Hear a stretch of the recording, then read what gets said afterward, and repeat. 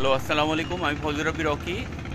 এখন আমি আছি চন্দ্রিমা উদ্যান তুরাগ নদীর পাড়ে। এর পরবর্তী ভিডিও ক্লিপগুলোতে আমি দেখাবো যে ঢাকা শহরে বাসা খোঁজা কতটা কঠিন। কারণ সুইটেবল বাসা পাওয়া যায় না, অনেক সময় ব্যাচেলার ভাড়া দিতে চায় না, অনেক সময় ফ্যামিলিতেও অনেক কিছু ম্যাচ করে না এবং খুঁজে পাওয়াটা কতটা কঠিন। আমার একজন ফ্রেন্ড মিশু, মাহমুদুল হাসান মিশু, উনি বাসা খুঁজবে। তো আমরা আজকের পরবর্তী ভিডিও ক্লিপগুলোতে দেখবো যে উনি কোন কোন বাসা খুঁজে এবং ফাইনালি ওনার কোন বাসাটা পছন্দ হয়। আমার সাথে আছে মিশু। মিশু, দর্শকদের উদ্দেশ্যে কিছু বল। তো ভাষা বুঝতে হবে, হ্যাঁ, প্রচুর পরিমাণ বাসা খুঁজতে হবে। ওকে, তাহলে দেখেন আসলে কোন বাসাটা আমরা খুঁজে পাই। Thank you.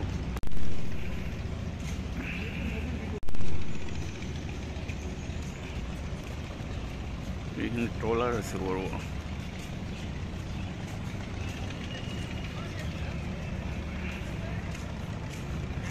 আমরা এখন আছি গ্রিন সিটি আবাসিক এলাকায়।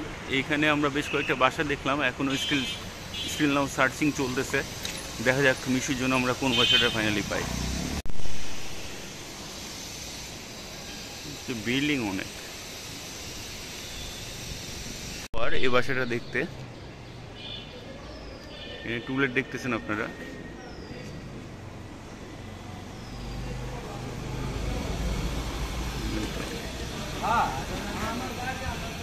এটা হচ্ছে house 13, avenue 1, block C, Chandrima model town.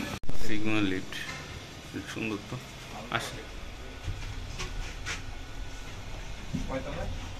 8 তলায় না, সামনের পাশে না? হ্যাঁ, আমাদের 1000 স্কোয়ার ফিট হলে হবে 2 রুমের, বুঝছেন, ছোটটা।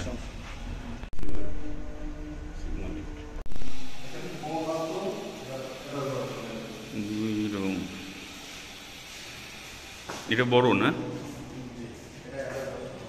এটা বড় বেড, বেলকনি আছে।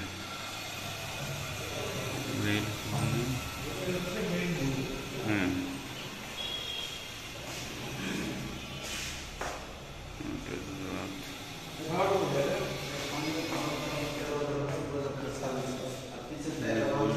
বড় আছে আপনার, এটা রান্নাঘরও বড় আছে।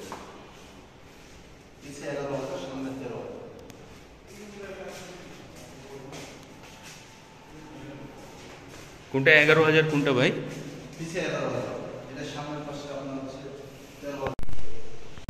এই বাসা দেখতেছি আমরা, এটা বাসা ভালো কিন্তু একটু এক্সপেন্সিভ মনে হচ্ছে আমাদের কাছে।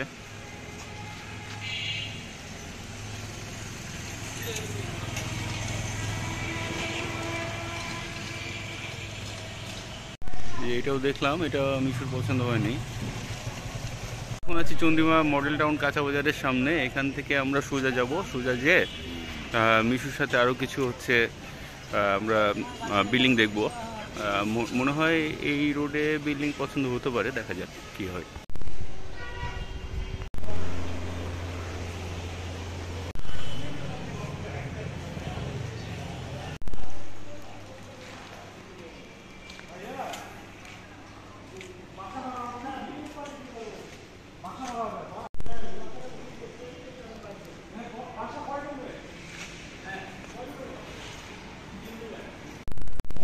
অন্ধকার অন্ধকার লাগতেছে।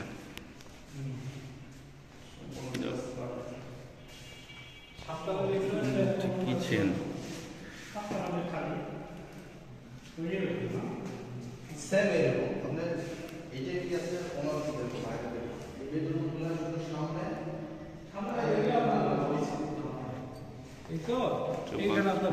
অন্ধকার এটাও দুইটা রুম, তিনটা রুম, দুটো ইয়ে বাথরুম না? দুটো বাথরুম, তিনটা বেড, দুটো বাথরুম। শুধু মাঝে বাথরুম, দুই পাশে দুটো বাথরুম।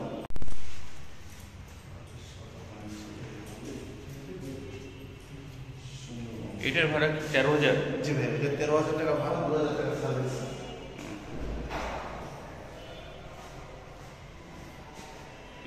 বাসা খুঁজে খুবই টাফ, এখন পর্যন্ত মিশু খুঁজতেই আছে, মিশু খুঁজেই যাচ্ছে কিন্তু বাসা এখনো কনফার্ম হয়নি। সম্ভবত এই বাসাটাই নিবে আর কি। ফাইনালি মিশু হয়তো এই বাসাটাই সিলেক্ট করবে। আমরা লাস্টে জানাবো আসলে কোন বাসা নিবে।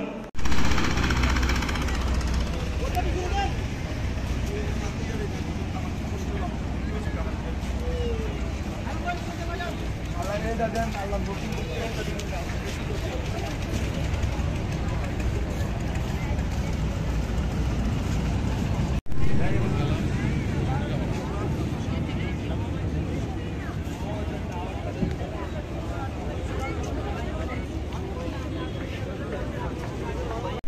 যে বাসাটা সিলেক্ট করছে সেটা হচ্ছে এই বাসাটা, এবং মিশু অনেক হ্যাপি এটা সিলেক্ট করার পরে।